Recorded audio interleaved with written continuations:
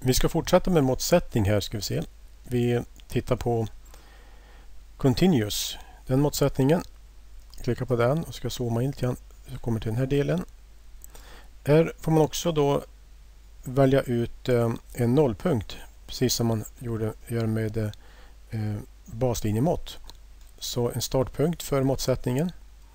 Börjar där och jag klickar på det hålet, centrum på det hålet. Sätter ut mitt mått där och så fortsätter jag och klickar fast, så får jag en kedjemåttsättning där. Högerklicka och här kan jag skriva in text om jag vill göra några justeringar.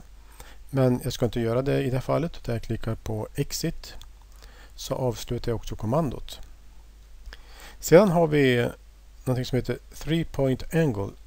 Det betyder att jag kan med hjälp av 3 punkter få ut en vinkel. Om jag till exempel skulle vilja veta vad är vinkeln här emellan, den där, då kan jag klicka på vinkelspetsen, den första, top point står där. Sen first point och second point, och då får jag ut vinkeln däremellan. Så det kan vara bra att kunna ta ut i vissa sammanhang. Just det där med 3-point angle. Sen har vi angle continuous. Utav det kommandot ska vi använda oss av den här. Om jag vill ta ut vinklar nu på de här 3 olika sektorerna, så klickar jag först i centrum i det fallet. Så där vill jag ha första startpunkten för vinkeln och så där nästa. Får jag ut 120 grader. Då kan jag fortsätta sätta ut ett vinkelmått till här och ett till om jag vill. Så. Och högerklicka får jag upp en dialogruta och här så kan jag då sätta in annan text eller göra vissa justeringar. Men jag klickar på Exit och avsluta kommandot. Så att så kan man göra med Angle Continuous. Half dim, ja vi ska se, det brukar man ju ofta använda om man ska måttsätta någonting som är en axel eller en cylinder och man har gjort ett delsnitt, ett halvsnitt. Jag visar som ett exempel. Om jag nu ritar upp en halv cylinder på det sättet, ska vi se. Så jag kan dra upp en linje där också. Och så vi ska se, vi kan ta så där. Och vi gör så. Dessutom ska vi göra om den linjen till en centrumlinje.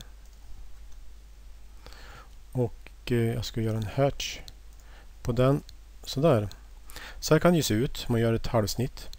Sen går man till Dimension och så tar man den här half dim.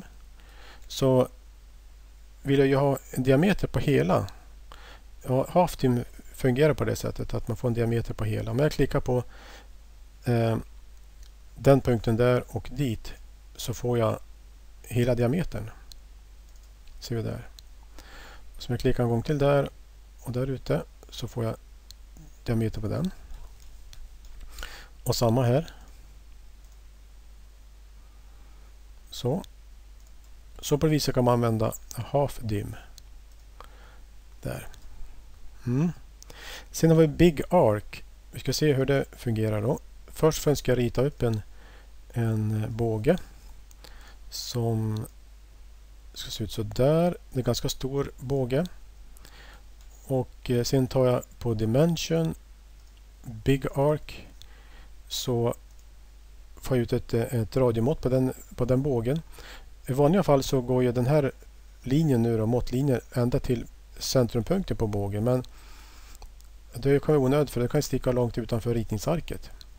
Så att i det fallet så kan jag göra en sån där liten blixt så att säga, en förkortning utav linjen där. Så kan man måttsätta en stor båge.